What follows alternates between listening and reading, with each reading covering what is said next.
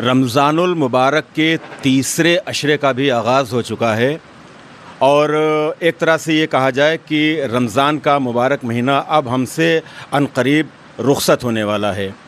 جیسے جیسے رمضان شریف کا مہینہ ہم سے رخصت ہوتا ہے ویسے ویسے ہی افطار پارٹیاں جو اجتماعی افطار پارٹیاں ہوتی ہیں ان کا اہتمام ہونے لگتا ہے۔ لکھیم پور کھیری ضلع کا تاریخی قصبہ کھیری، یہاں بھی ہر سال ایک ایسا مکان ہے، ایک ایسی رہائش گاہ ہے جہاں ہر سال اجتماعی افطار پارٹی ہوتی ہے، اور یہ رہائش گاہ جناب عبدالحفیظ بیگ صاحب اور کانگریس کے لیڈر سعید بیگ صاحب کا ہے۔ معزز شخصیات روزہ دار اس افطار پارٹی میں شرکت کرتے ہیں۔ خاص طور سے لکھیم پور کھیری ضلع کی انتہائی معتبر شخصیت جو کہ سیاسی اور ہماری سماجی اور ملی رہنما شخصیت کہی جا سکتی ہے، عالی جناب ظفر علی نقوی صاحب، جو کہ سابق رکن پارلیمنٹ ہیں، یعنی سابق ایم پی بھی ہیں، اور اس کے علاوہ وہ کانگریس کے سینئر لیڈر بھی ہیں۔ اس وقت افطار کے بعد میں اب آپ دیکھ رہے ہیں کہ چائے ناشتے کا اہتمام کیا جا رہا ہے، اور ظاہر سی بات ہے کہ افطار کے بعد میں چائے وغیرہ کی ضرور حاجت ہوتی ہے، تو چائے کا اہتمام ہو رہا ہے، ناشتے کا اہتمام ہو رہا ہے، اور مجھے یہ موقع مل گیا اور میں شکر گزار ہوں کہ چند منٹ کے لیے نقوی صاحب نے مجھے وقت عنایت فرمایا ہے۔ سب سے پہلا سوال نقوی صاحب سے ذاتی، بالکل ایک دم ذاتی نوعیت کا ہوگا، اور اس کے بعد 2-3 سوال حالات حاضرہ یعنی کرنٹ افیئرس کے حوالے سے میں انشاءاللہ کروں گا۔ نقوی صاحب، بالکل ذاتی سوال ہے پہلا کہ سب سے پہلا روزہ کس عمر میں آپ نے رکھا؟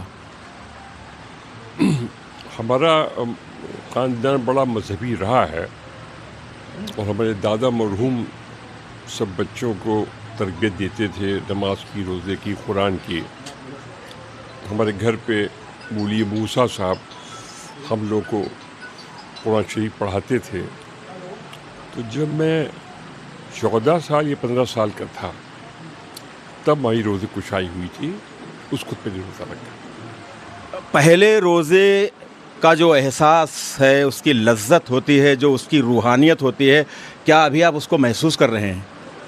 جی ہاں، پہلے روزے پہ پورا خاندان اکٹھا ہوا اور سب لوگ موجود رہے، اور بھوک پیاس کا احساس تو ہوا۔ اس وقت بہت ہی لڑکے سے تھے، جیسے جیسے عمر بڑھتی رہی ویسے ویسے وہ روٹین بھی آ گیا، اور وہ جو پہلا روزہ تھا اس کی یاد آج بھی تازہ ہے۔ اور اب ہمارے ہاں ہمارے پوتے ہیں جو ابھی 10 سال کے ہیں، ان کو بھی اس سال تو طبیعت خراب تھی، پچھلے سال ان کو بھی روزہ رکھوایا گیا اور انہوں نے روزہ رکھا۔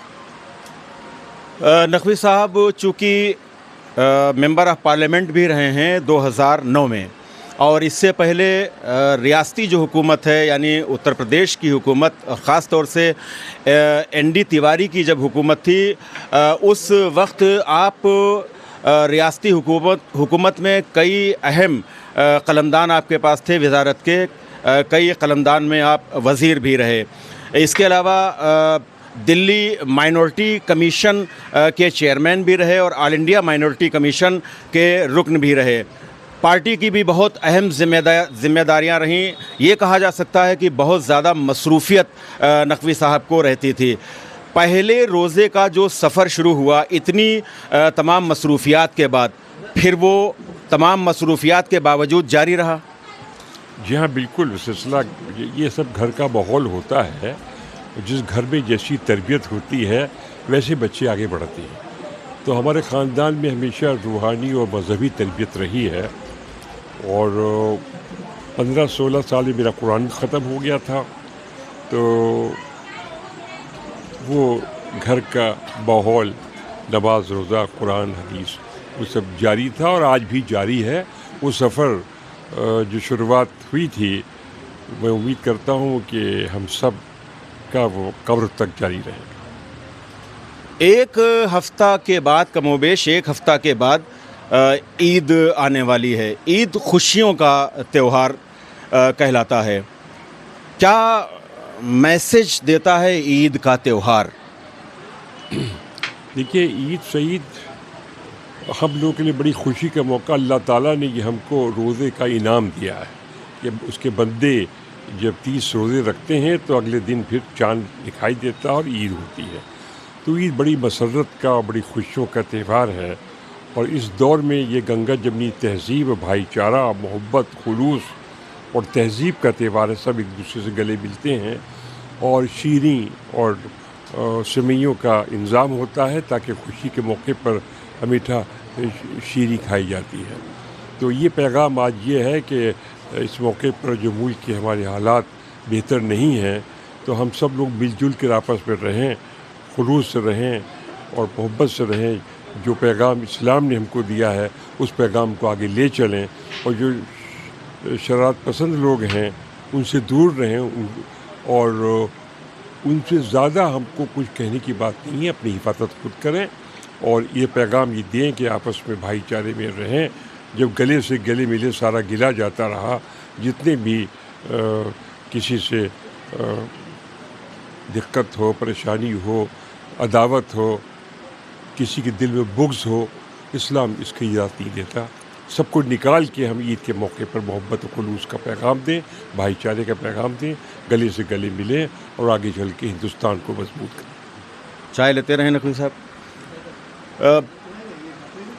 یہ کچھ ذاتی سوال تھے، ایک دو ذاتی سوال، دو تین سوال جو حالات حاضرہ کے حوالے سے ہیں. اور ظاہر سی بات ہے کہ نقوی صاحب ایک بڑی سیاسی شخصیت بھی ہیں اور کانگریس پارٹی کے بہت اہم ایک رکن بھی ہیں.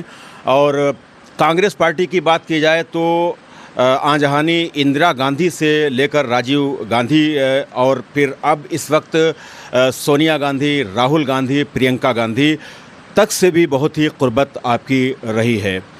حالات حاضرہ آپ دیکھ رہے ہیں اور خاص طور سے جس طرح سے کمیونل فیلنگز، جو فرقہ وارانہ جو ماحول ایک تیار کیا جا رہا ہے، کہیں کسی کی مزار کا مدعا اٹھایا جاتا ہے، کہیں کسی بڑے پیر کی، ولی کی، صوفی بزرگ کے آستانے کی بات کی جاتی ہے، کہیں قبر کھودنے کی بات کی جاتی ہے.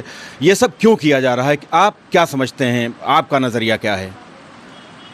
دیکھیے موجودہ سرکار جو ہے اس کی ذہنیت جو ہے فرقانہ ذہنیت سے پیدا ہوئی ہے.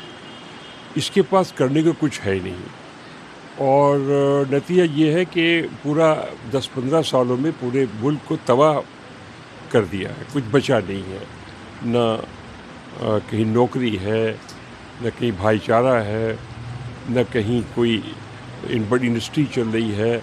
تو ساری انڈسٹریاں بند ہو چکے ہیں، بینک بند ہو چکے ہیں، نوجوان بچے ڈگری پھاڑ رہے ہیں، وہ بالکل سڑکوں پہ آ گئے ہیں، آگ سی لگی ہوئی پورے ملک میں. تو ایسی صورت میں ان کے پاس کوئی مدعا نہیں رہ گیا ہے، تو لہذا یہ پرانے مردے اکھاڑ کر اس کے اوپر سیاست کرنا چاہتے ہیں. تو اب ان کے پاس اب مغلیہ سلطنت کے لوگ کو اکھاڑ رہے ہیں. تو یہ قبر کی اور مردوں کی پالیٹکس انہوں نے شروع کری ہے، جو بہت لمبے دن تک نہیں چلتی ہے، اور ہندوستان میں اس کو ایکسپٹ میں منظوری بھی نہیں دی جائے گی. لہذا کچھ دنوں کی باتیں ہیں، اور اللہ تعالیٰ کے یہاں دیر ہے اندھیر نہیں ہے.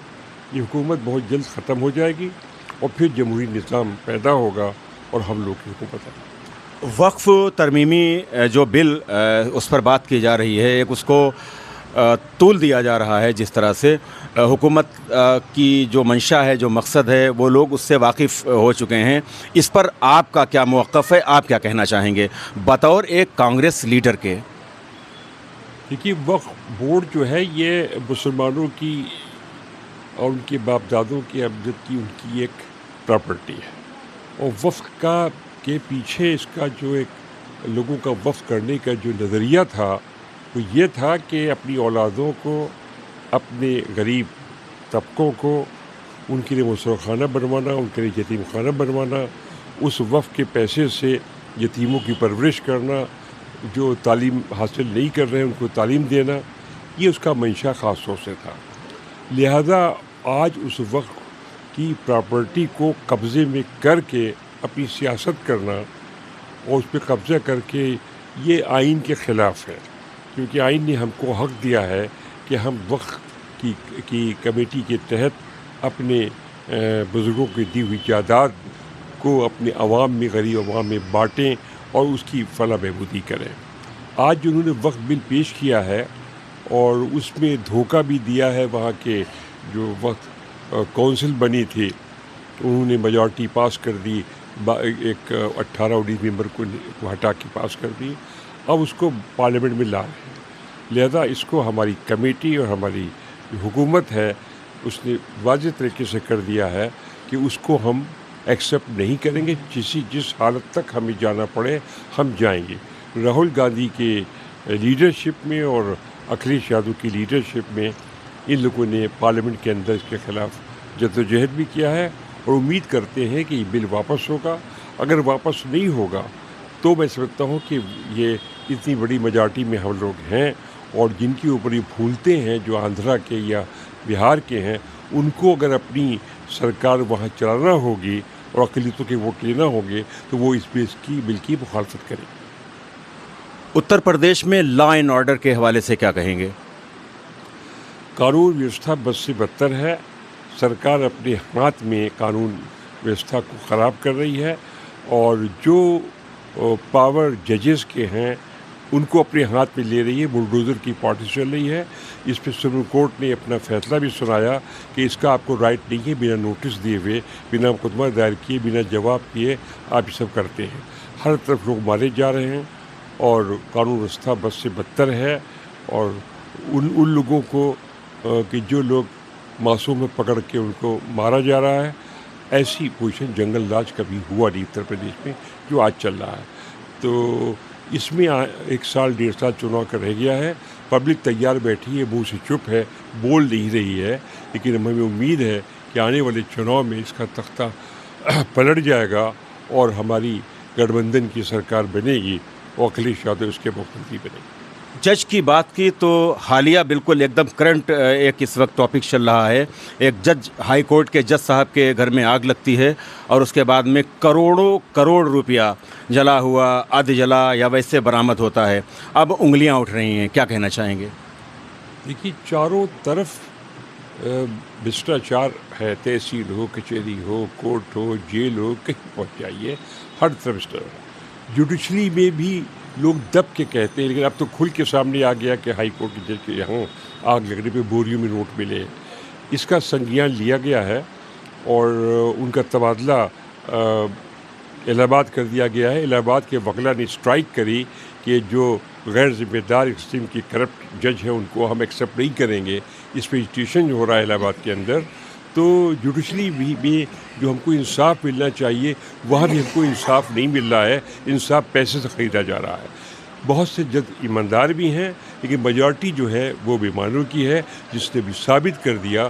میں سمجھتا ہوں ایسے ججز کو نوکری میں نہیں رکھنا چاہیے اور چیف جسٹس کو چاہیے کہ اپنا فیصلہ لیں۔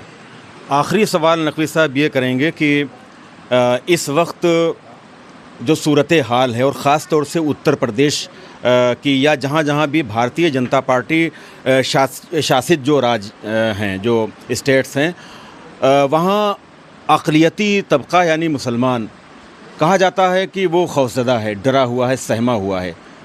ایک مسلم لیڈر ہونے کے ناطے کیا کہنا چاہیں گے؟ صرف لکھیم پور کھیری ضلع کے مسلمانوں کے لیے نہیں، اتر پردیش کے مسلمانوں کے لیے نہیں، بلکہ پورے بھارت دیش کے مسلمانوں کے لیے ایک مسلم لیڈر ظفر علی نقوی کیا کہنا چاہیں گے؟ دیکھیے، یہ ایک ہوائیں آتی ہیں چلی جاتی ہیں، بڑے بڑے ظالم حکمراں آئے چلے گئے، رک نہیں پائے۔ مسلمانوں سے میں یہ اپنی التجا کر درخواست کرتا ہوں کہ ہمت حوصلے سے کام لیں، بھروسہ یقین کامل اپنے اللہ پہ رکھیں۔ اللہ بہت بڑا نگہبان ہے، وہی ہم لوگوں کو پروٹیکشن دینے والا ہے۔ لہذا ہم اپنی اللہ سے دعا کریں، ایک جٹ ہو، اپنے ملک کے لیے دعا کریں، اپنے مذہب کے لیے کریں، اپنے بھائیوں کی دعا کریں۔ ایک میجارٹی یہاں پر جو ہندوؤں کی ہے وہ ایسی حرکتیں نہیں چاہتے جو حکومت کرنا چاہتی ہے۔